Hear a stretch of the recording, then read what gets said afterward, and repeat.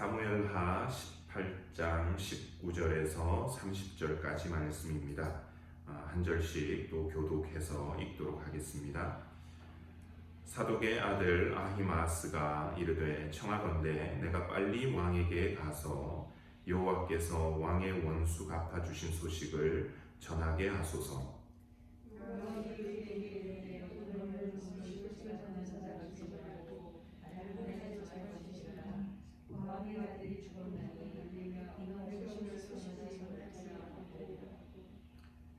요압이 구스 사람에게 이르되 내가 가서 본 것을 왕께 아뢰라 하매 구스 사람이 요압에게 절하고 다름질하여 가니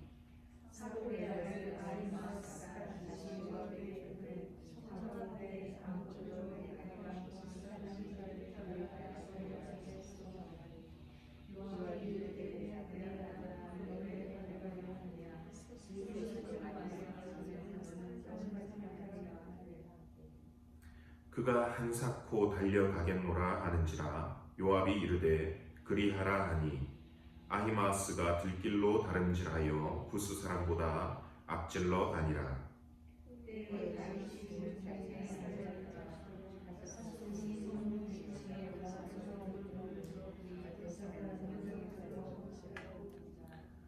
파수꾼이 외쳐 왕께 아뢰되 왕이 이르되 그가 만일 혼자면 그의 입에 소식이 있으리라 할 때에 그가 점점 가까이 오는지라.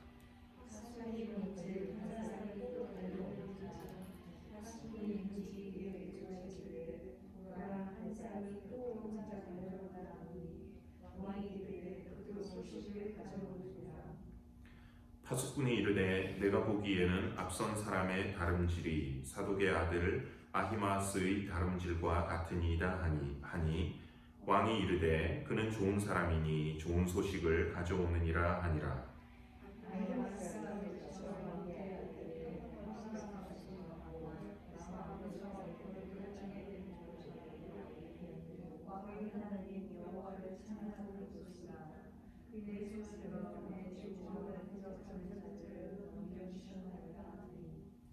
왕이 이르되 젊은 압살롬은 잘 있느냐 하니라. 아히마아스가 대답하되 요압이 왕의 종 나를 보낼 때에 크게 소동하는 것을 보았사오나 무슨 일인지 알지 못하였나이다 하니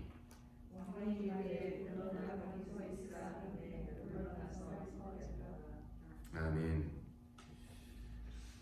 네, 저희가 지난주에는 반란을 일으켰던 압살롬의 마지막 모습을 한번 살펴봤습니다. 따르는 사람도 만악스럽고 또 자신만만했던 그런 반란이었는데 막상 싸움을 해보니까 다윗의 군대에게 대패했습니다. 그리고 이 압살롬은 다른 누구도 아닌 다윗의 군대 장관이자 그리고 자신의 사촌인 요압의 손에 의해서 그 목숨을 잃었습니다. 거기다가 또 참 씁쓸했던 것은 그가 비록 왕자였지만 반란꾼이었기 때문에 그의 죽음에 대한 어떤 애도나 장래 그런 것이 없었다는 겁니다. 17절을 보시면 이 상황을 이렇게 말하고 있습니다. 그들이 압살롬을 옮겨다가 숲을 가운데 큰 구멍에 그를 던지고 그 위에 매우 큰 돌무더기를 쌓으니라. 온 이스라엘 무리가 각기 장막으로 도망하니라. 그래도 이 왕의 뒤를 이어서 대를 이을 그런 왕자였는데 좀 주검이라도 수습을 해가지고 왕궁이든지 어디든지 그 왕의 가족들을 장사하는 그런 곳으로 가져가지를 않고 그냥 전쟁이 났던 그 숲풀 속에 큰 구덩이가 있으니까 거기에 던져놓고 돌무더기를 쌓아서 그냥 돌무덤 하나 만들어주는 것으로 끝이었습니다. 그리고는 이 압살롬을 따르던 사람들은 다 뿔뿔이 흩어지니까 자연스럽게 이제 전쟁은 끝이 나버리고 말았습니다. 전쟁이긴 했는데 사실은 아버지와 아들과의 싸움이었습니다. 어느 한쪽이 전쟁에서는 어느 한쪽이 이기게 되는데 어차피 그 승리는 어느 한쪽의 아픔을 전제로 한, 그러니까 승리가 승리지만 그렇게 달콤하지만은 않은, 무작정 승리의 축배를 들 수 있지는 않는 그런 전투였었습니다. 이제 남은 것은 이 승리의 소식을 어떻게 다윗에게 전할 건가, 그리고 다윗은 이것을 어떻게 받아들이느냐 하는 것이었습니다. 그래서 오늘 말씀은 이 승리의 소식을 전하는 부분과 다윗이 어떤 반응을 보이는지 한번 살펴보면서 교훈을 생각해 볼까 합니다. 이 승리를 먼저 살펴볼 것은 이 승리의 소식을 전하는데 아히마아스라고 하는 인물을 통해서 한번 생각을 해보려고 합니다. 19절 말씀을 다시 보겠습니다. 사독의 아들 아히마아스가 이르되 청하건대 내가 빨리 왕에게 가서 여호와께서 왕의 원수 갚아주신 소식을 전하게 하소서. 자, 이제 이 쿠데타를 진정시키니까 제사장 사독의 아들 아히마아스라고 하는 사람이 나서가지고는 자기가 이 승리의 소식을 빨리 다윗 왕에게 가서 전하겠다고 이 요압 군대 장관에게 이야기를 합니다. 그런데 이 말을 들은 요압은 그것을 반대를 합니다. 그를 말리는 겁니다. 왜냐하면 비록 전쟁에서 승리를 하기는 했지만 쿠데타를 일으켰던 압살롬, 다윗 왕의 아들이 죽었기 때문에 이것이 다윗에게는 마냥 좋은 소식은 아니라고 하는 것이지요. 게다가 이런 소식을 전한다고 하는 것, 그런 소식을 들었을 때 다윗이 보인 반응이 있잖아요. 전력이 있었습니다. 어떤 전력이었습니까? 기쁜 소식이라고 자기의 대적이 죽었다고 하는 그 소식을 전했을 때 오히려 그 소식을 들고 온 전령이라고 해야 될지 그 소식을 들고 온 사람들이 오히려 죽었습니다. 다윗의 손에.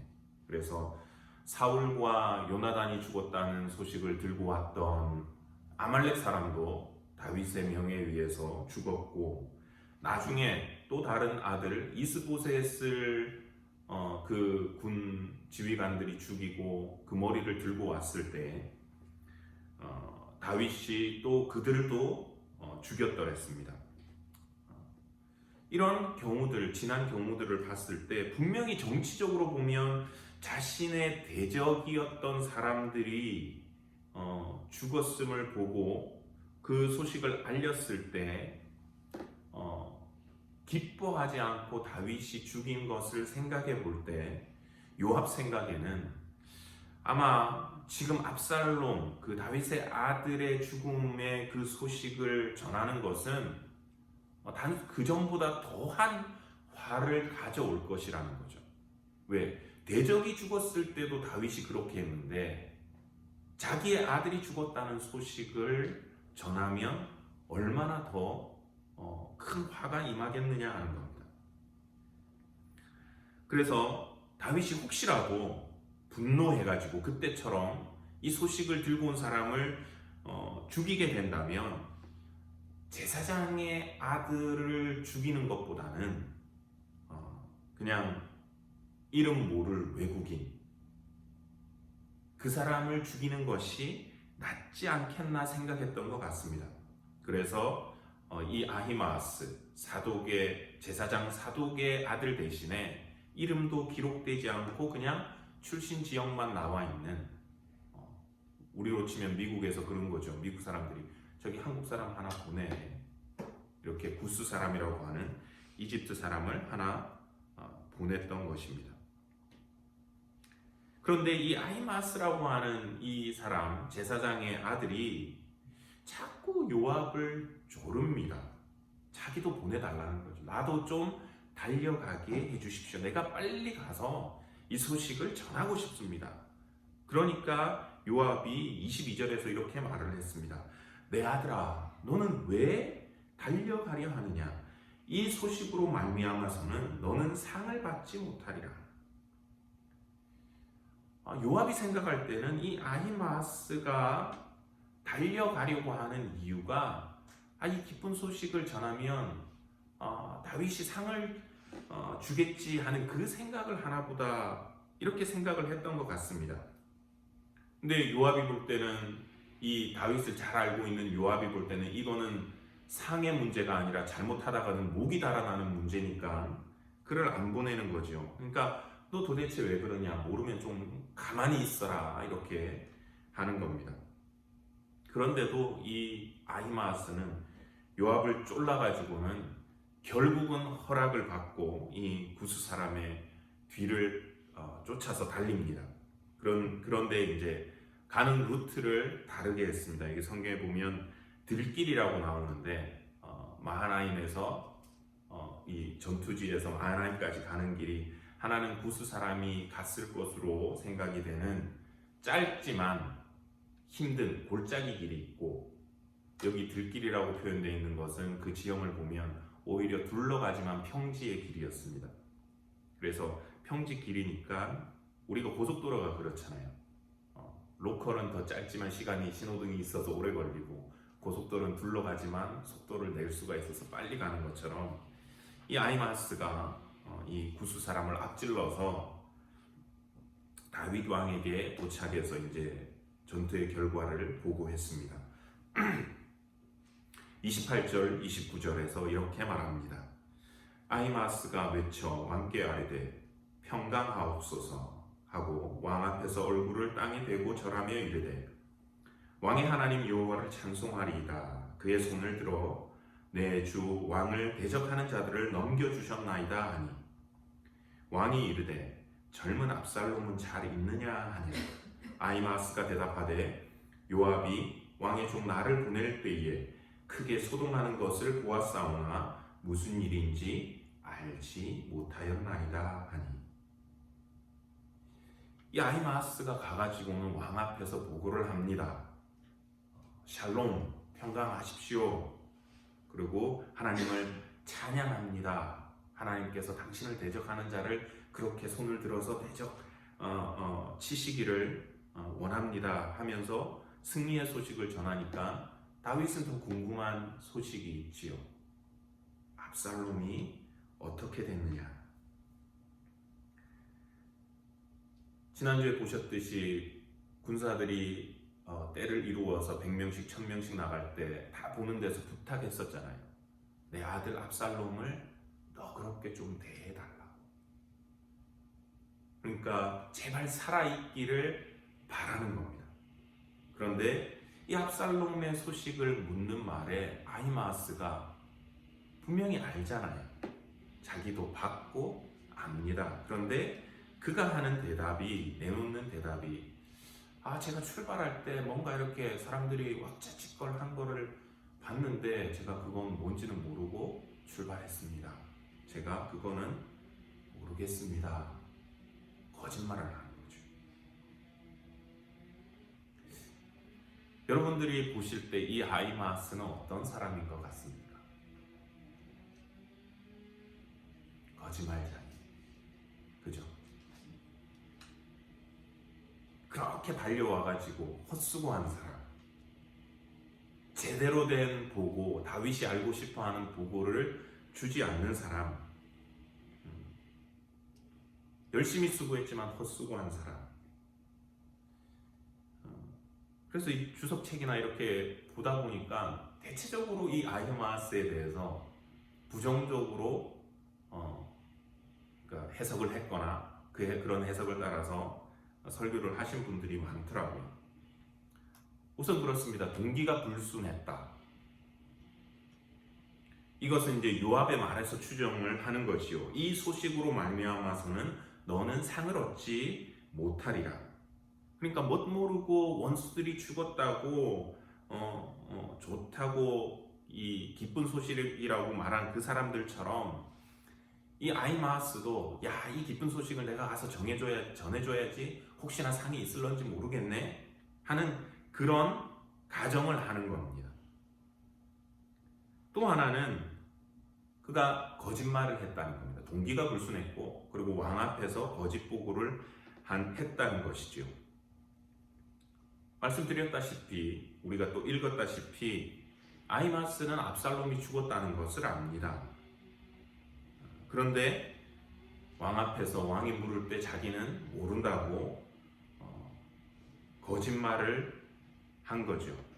이걸 말하면 이제 이 해석을 따르는 사람들은 그렇습니다. 이걸 말하면 상이 아니라 자기 목이 달아난다는 걸 아니까 듣기 좋은 얘기까지만 딱 하고 끊는 거죠. 좋은 얘기 알려드리고 안 좋은 소식, 나한테 화가 미칠 수 있는 거는 그냥 입 딱 다물고 모른 채 하는 것. 그러니까 거의 뭐 제가 아주 많은 걸 보진 않았지만 대체적으로 보니까 이 아히마아스에 대해서 동기가 불순했고 거짓 보고를 했고 그래서 그는 헛수고를 한 사람이었다. 뭐 이런 식으로 보더라고요. 그런 것 같아요. 근데 여러분들 생각에는 어떠십니까? 제가 이렇게 묻는 거나 저놈은 또 다른 소리 하려고 저러는구나. 여러분 그렇게 생각하시겠죠. 질문을 가져봤습니다. 물론 그럴 수 있지요. 아히마스가 인간적으로 생각을 하면 충분히 그럴 수 있을 건데 그러면 상을 받을 수 없으니까 나는 가서 소식을 전하지 않으련다. 뒤집어 말하면 상을 얻는 일에만 내가 달려가서 전한다고 하는 것이 더 이기적이고 계산적이지 않나? 요압이 말한 것처럼 요압의 말을 우리가 따르고 거기에서 교훈을 만약에 찾아서 그렇게 살아간다라고 하면 오히려 그렇게 사는 것이 정말 이기적이고 계산적이지 않나요? 상이 없으면 나는 안 움직일 거야. 상이 있으면 나도 달려가고. 지금 요압은 그 얘기를 하는 거거든요. 그런데 만일 아히마아스가 다른 의도가 있었다면 왜 그는 그렇게 이 다윗에게로 달려가려고 했을까? 다른 말로 하면 상이 없는데도 자기가 상을 받지 못하는데도 더군다나 자기가 전하는 소식은 앞서간 구스 사람의 입을 통해서 충분히 다윗이 들을 수 있는 얘기입니다. 그런데도 왜 그가 달려가려고 했을까? 우리가 먼저 생각해 볼 수 있는 것은 이 아히마스가 어떤 인물이었냐라고 하는 겁니다.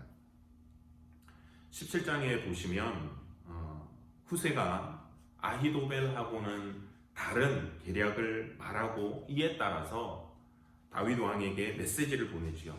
빨리 강을 건너서 이 밤이 지나기까지 기다리지 말고 빨리 이 강을 건너서 도망가십시오 라는 그 소식을 전해줄 때 후세가 그 말을 이렇게 제사장에게 주고 제사장이 여종에게 주고 여종이 이렇게 전령에게 줬을 때 그 메시지를 들고 다윗 왕이 있는 강가로 달린 사람이 누구였습니까? 이 아히마스였습니다. 그러다가 압살롬의 그 사람들에게 발각이 돼가지고 우물 안으로 숨기까지 했던 자기의 목숨까지 걸고 다윗을 위해 썼던 어떻게 말하면 충신이었지요.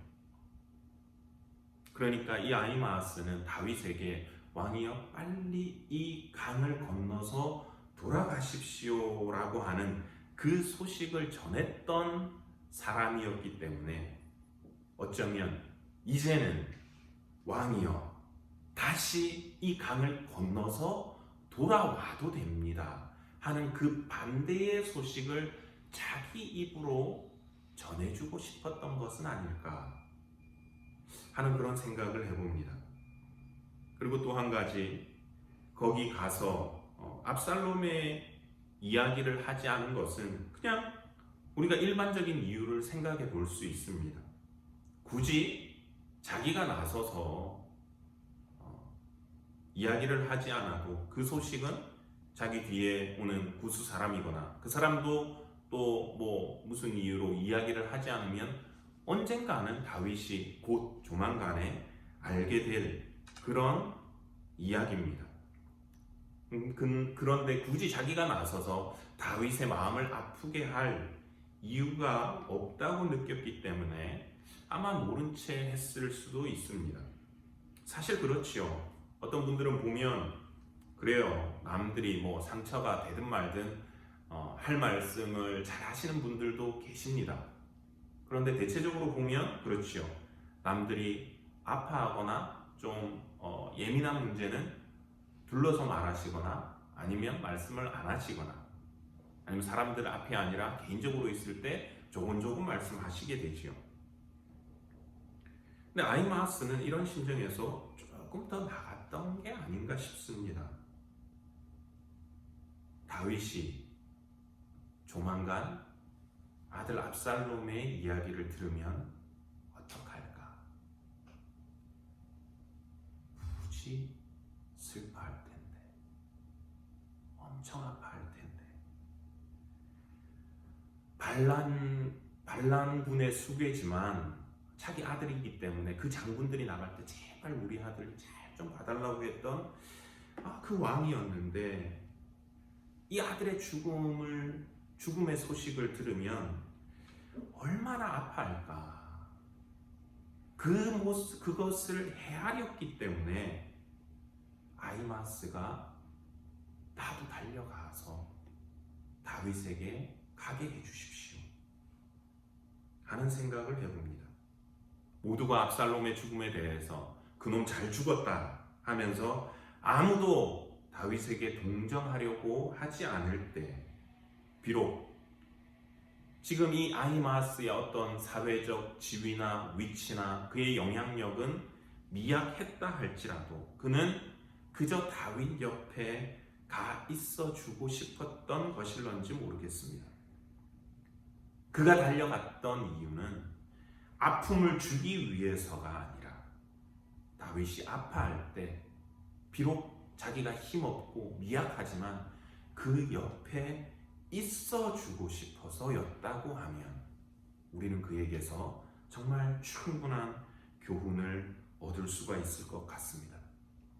같이 아파하고 같이 울어주려고 상을 바라는 헛된 마음이 아니라 아파하는 사람 그 옆에 함께 있어 주려고 했던 것, 그것이 이 아히마아스의 모습이었을런지 모르겠습니다.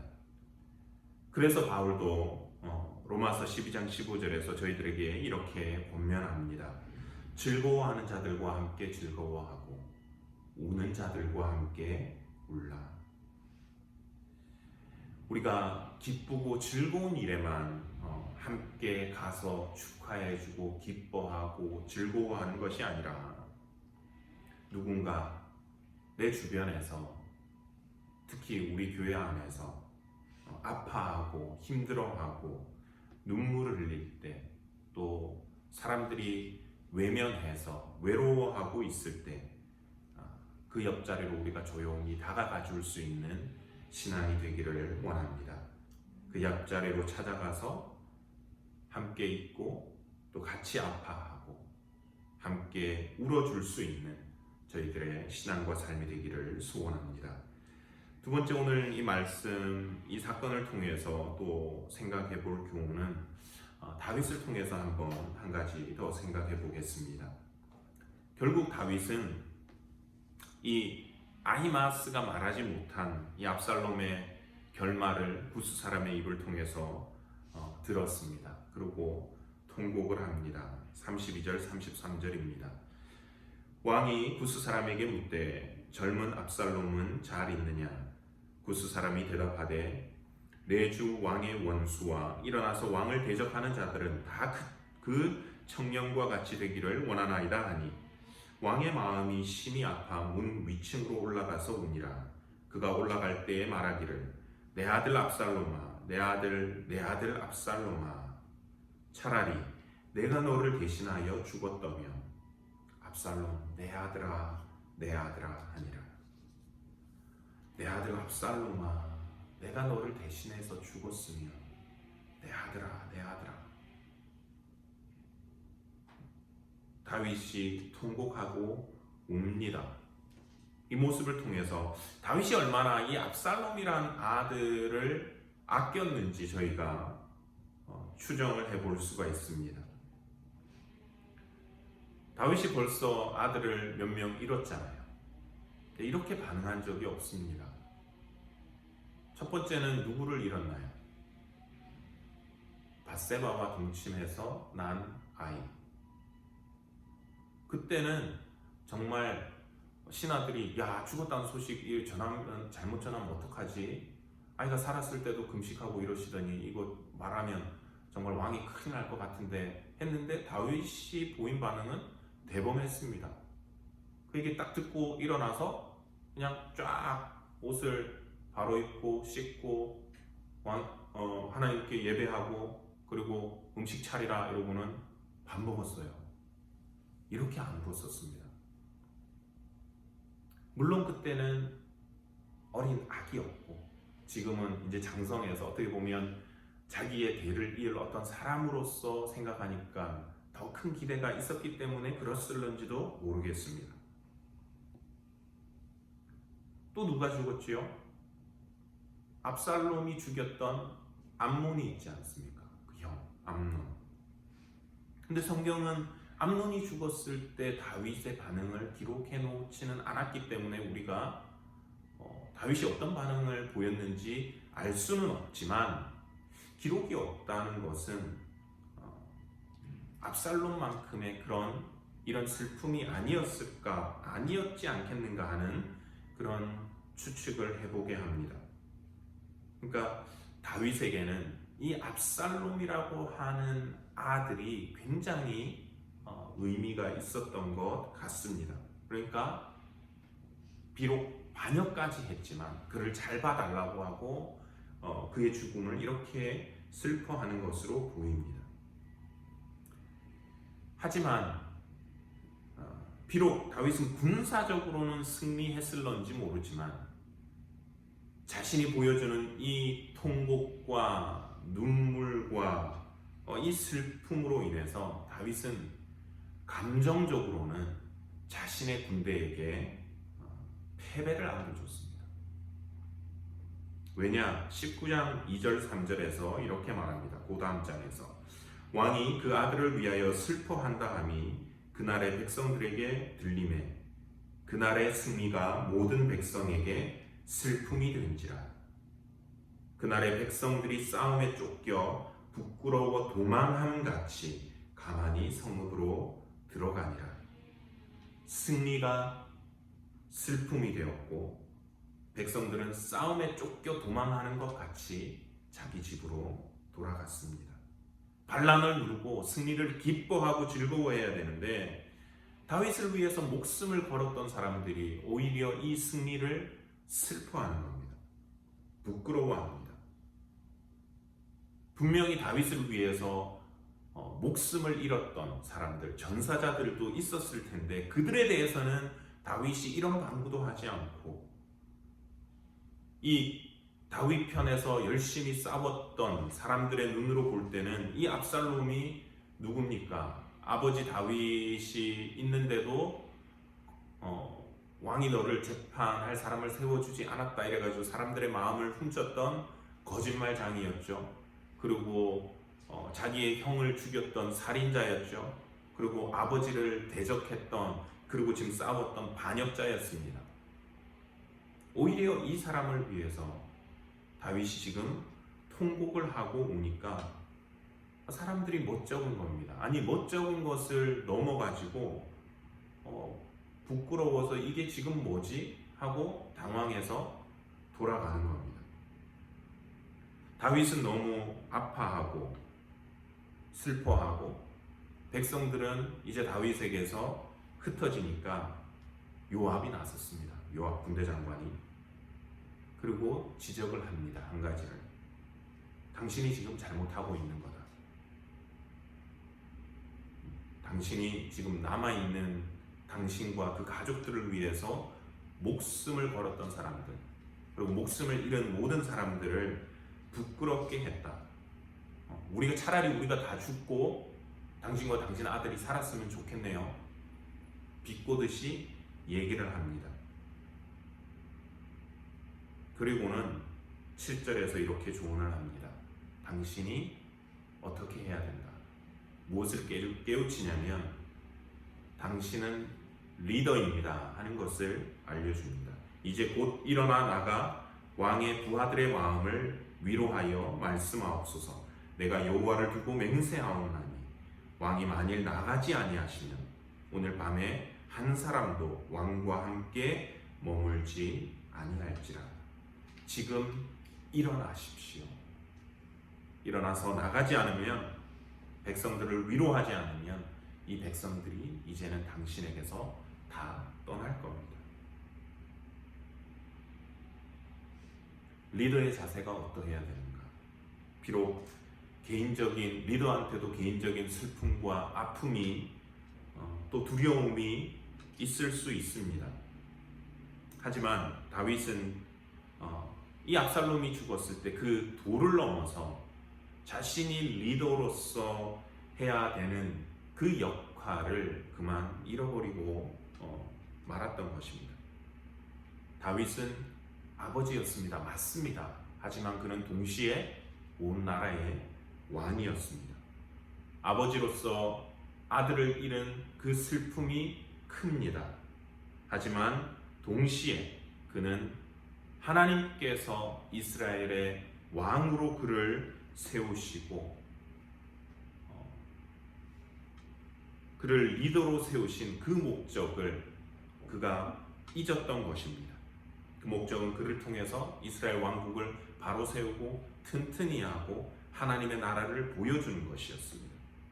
그를 위해서 다윗은 슬퍼하며 그냥 앉아서 울고 있는 것이 아니라 그는 일어났어야 했던 것입니다. 제가 좋아하는 실없는 웃긴 얘기 하나 해드리겠습니다. 했었던 것 같은데, 어느 날 아침에 애가 안 일어납니다. 학교 가야 되는데 어머니가 막 깨우면서 야, 학교 늦었다, 빨리 가라. 그러자 그 아들이 얘기합니다. 자기 학교 가기 싫다고. 선생님들도 싫고 애들도 보기 싫고, 그러니까 자기는 학교 오늘 안 가겠다고. 그러니까 어머니가 얘기를 하지요. 야, 그래도 네가 교장인데 안 가면 어떡하냐. 제가 이 유머를 좋아하는 이유가 뼈 있는 유머라서 그렇습니다. 그죠? 인간적인 면모도 있고 동시에 그 리더로서의 책임감도 보여주기 때문에 그렇습니다.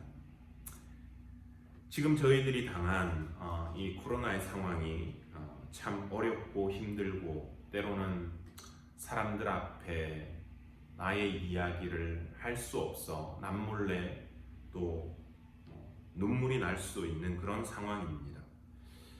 하지만 이곳에 맨하탄 교회를 세우시고 저희들을 이곳에 두시고, 또한 목사와 장로, 권사와 집사로 세워주시고 또 목자로 부르셔서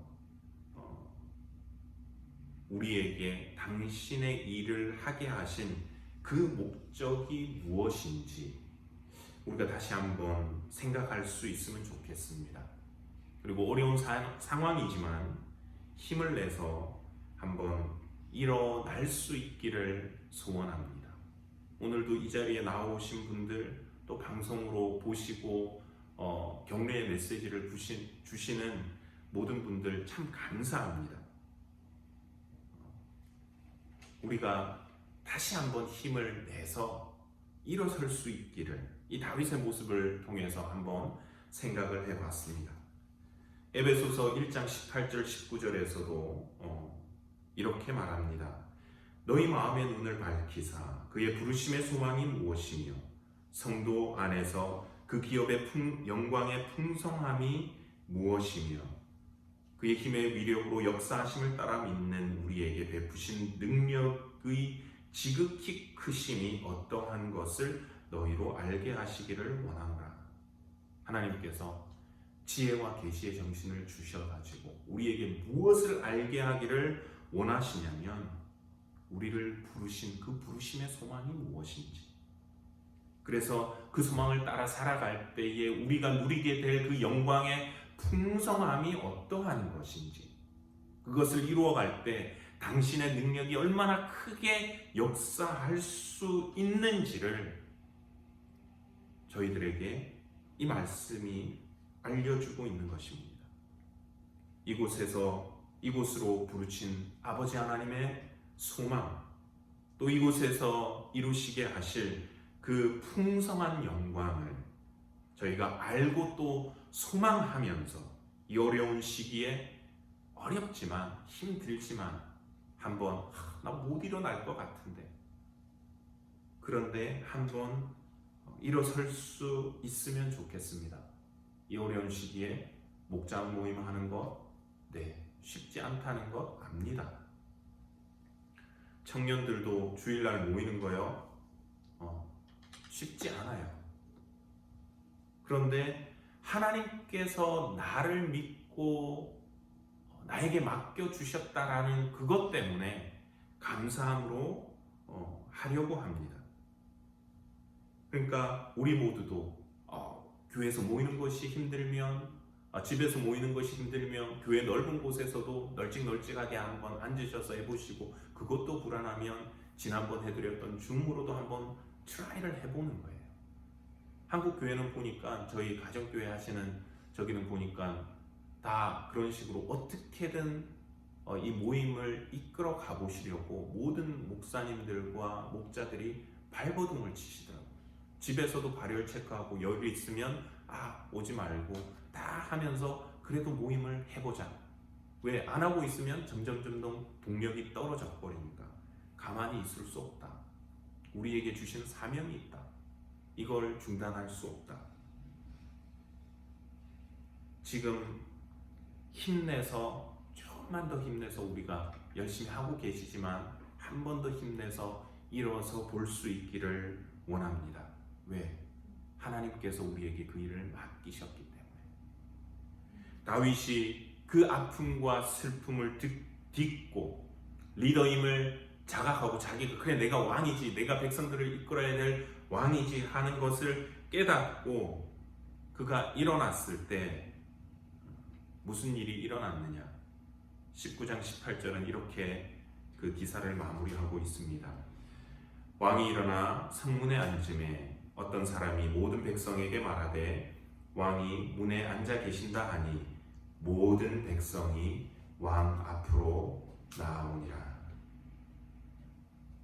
왕이 슬퍼하지 않고 울고 있지 않고 문에 앉았다는 그 소식을 누가 보고 전하니까 흩어졌던 백성들이 다시 그 왕 앞으로, 왕을 중심으로 모이는 것을 우리가 봅니다. 하나님께서 우리를 믿고 맡겨주신 이 일을 위해서 우리가 그 부르심의 소망을 따라서 일어날 때 우리에게 맡겨주신 일, 주어진 일들을 어떻게든 감당하려고 할 때에 하나님의 뜻 안에서 맨하탄 교회가 다시 더 열심히 모이고, 여기서 모이든 가정에서 모이든 아니면 또 온라인으로 모이든 저희가 모이고 또 당신의 교회와 또 하나님의 나라가 든든히 세워지는 놀라운 일들이 저와 여러분들을 통해서 일어나는 그 역사를 볼 수 있기를 소원합니다. 기도하겠습니다. 하나님 아버지, 은혜를 감사합니다.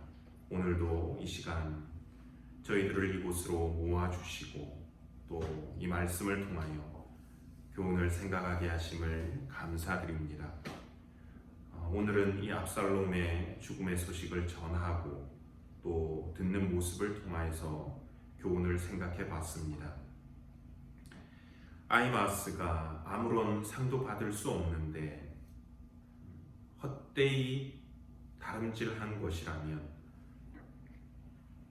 저희들의 삶의 수고와 노력이 그런 헛걸음 인생이 되지 않게 하여 주시옵고, 반대로 아파할 다윗을 위해서 그 아픔의 자리에 함께하기 위해 달려간 것이라면 하나님, 저희들의 삶도 이 아히마아스를 배워서 아파하고 외로워하고 우는 이웃들에게 나아갈 수 있는 우리의 발걸음이 되게 하여 주시옵소서. 또한 다윗이 그 아픔과 슬픔 때문에 리더 역할을 잠시 잊었다가 백성들을 위해서 다시 일어나 앉았던 것처럼 저희들을 부르신 그 부르심의 소망을 따라서 어렵고 힘든 상황이지만 저희로 다시 한번 일어설 수 있게 하시고, 이때 주의 백성들이 다시 모이고 당신의 교회와 당신의 나라가 세워지는 놀라운 역사가 일어날 수 있도록 저희들을 사용하여 주시옵소서. 남은 한 주간도 이 코로나 상황 가운데서 저희들을 지켜주시고 건강을 허락하여 주시고 영적으로 피곤하여 지치지 않게 하시며 주의 긍휼과 자비하심을 쫓아서 우리의 또한 필요한 모든 것들을 공급하시고 우리의 삶에 함께 하시는 그 하나님의 손길을 경험하기를 원하옵고, 이 모든 말씀 우리 구주 예수 그리스도의 이름으로 기도드리옵나이다. 아멘.